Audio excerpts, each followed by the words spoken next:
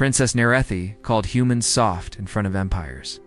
And the insult landed so smoothly that half the hall smiled before they realized it was one. Because on Vera, softness meant sentiment, hesitation, weakness, disguised as virtue. She stood beneath the crystal banners of Concord Hall and declared that humans were emotional, too protective of individuals, and therefore unsuited for frontier war. The delegates accepted it as polished wisdom, but the human officer did not react. Commander Elias Ward only watched her with stillness humans used when refusing offense and apology. Nerethi had read his file, decorated and dangerous. Yet to her, he remained proof that humanity confused compassion with strength. When the session ended, she crossed his path and added a blade. "Your species defends too much, Commander. That is why it breaks." Elias inclined his head and answered, "We break, Highness. Because we carry what others discard." Then he stepped aside, and Nerethi dismissed the line as another human attempt to romanticize weakness. She thought softness was weakness because she had never seen what it could survive. 3 weeks later, she was on Keller Station, a mining fortress on the edge of the Trade Dark, sent for a Unity broadcast after pirate pressure began rising. The visit was supposed to be ceremonial, safe, controlled, and that illusion cracked the moment she arrived.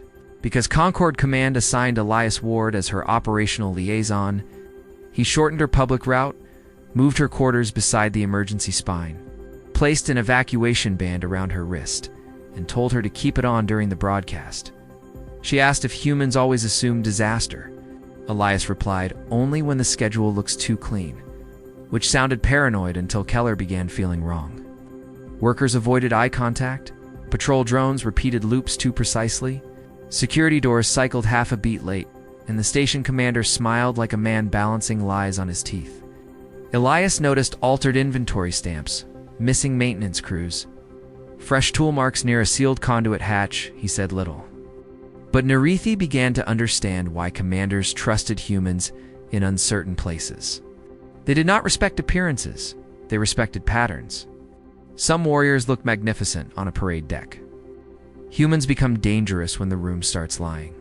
The attack began during the live address because predators adore stages. One heartbeat, Nerethi was speaking to the relay cameras. The next, the eastern wall blew inward in a storm of fire and metal. Alarms screamed, glass burst across the chamber, and raiders in insulated assault shells came through the smoke with perfect timing. One of her honor guards fell instantly. The other hesitated. Elias made the choice for everyone. He shoved Nerethi through a service hatch, sealed civilians behind him, and drove the survivors into maintenance channels while the station's elegant image died all around them. Over comes came the real horror. This was not a snatch raid. The raiders were overloading plasma conduits along the reactor's spine. If the feed climbed one level higher, the central decks would slag and half the station would vent into vacuum. Heat rolled under the grates, smoke crawled through the corridor, and at the next junction Elias saw the only path to the manual cutoff. A narrow bridge consumed by unstable plasma wash. Blue-white sheets of energy lashing across the catwalk. The auto shields were dead. The controls were on the far side.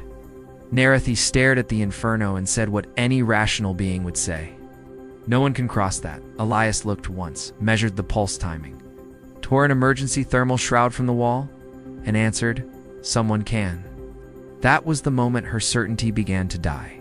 He locked his suit collar, wrapped the shroud around one arm and chest, and ordered the remaining guard to get the princess under cover if he failed. Nerethi caught his wrist, not to stop him, but because suddenly she understood exactly what he meant to do. Varan doctrine would have sealed the section and preserved command assets. Elias only looked at her with grim steadiness and said, "If I do not cross, everyone behind us cooks." Then he stepped into the plasma. The first surge turned the shroud into living light. The second sprayed molten insulation across the rails. Warning tones screamed from his suit. Yet he kept moving. One brutal step, then another. Shoulders locked against heat fierce enough to erase the edges of him. Halfway across, he dropped to one knee, and Nerethi's breath stopped. But he rose again and forced himself through a corridor of fire by nothing except refusal. There was no beauty in it, only deliberate suffering chosen because others were waiting behind him. When he reached the far console, he did not collapse. He slammed one override, then another. Then hauled the final cutoff into place with both hands as plasma shrieked around him, the feed diverted into dead reserve loops. The bridge dimmed, the reactor spine stopped climbing. And only then did Elias fall against the rail. Soft things are not fragile. Sometimes they are the last things still moving after the hard ones fail. Keller lived. That was the first truth. The civilians in the maintenance sectors lived. The pressure seals held.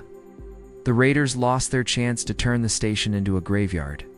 Medics reached Elias before his damaged suit locked permanently. And when he woke hours later, his first question was casualty numbers. His second was whether the secondary ducts had held. Only after those answers did he ask if the princess was injured. Narethi stood at the foot of his bed and finally understood the scale of her mistake. Humans were soft, yes, soft in the way hands are soft, in the way mercy yields instead of shattering. And because they were built for care, they could also endure agony in service of it. They did not walk through fire because they loved sacrifice. They walked through fire because someone had to, and they would not abandon lives to preserve pride. When she returned to Concord Hall, she asked for the floor before the assembly that had heard her insult. The chamber expected diplomacy. Instead, she gave them truth. I called humans soft, she said, and I was right. They are soft where we became rigid. Soft enough to care, soft enough to carry one another. Soft enough to choose pain over indifference. Then she placed her royal command clasp beside Commander Elias. Ward's name in the public record, and finished with words that followed humanity across the frontier. Never mistake kindness for weakness. It may be courage in its final form.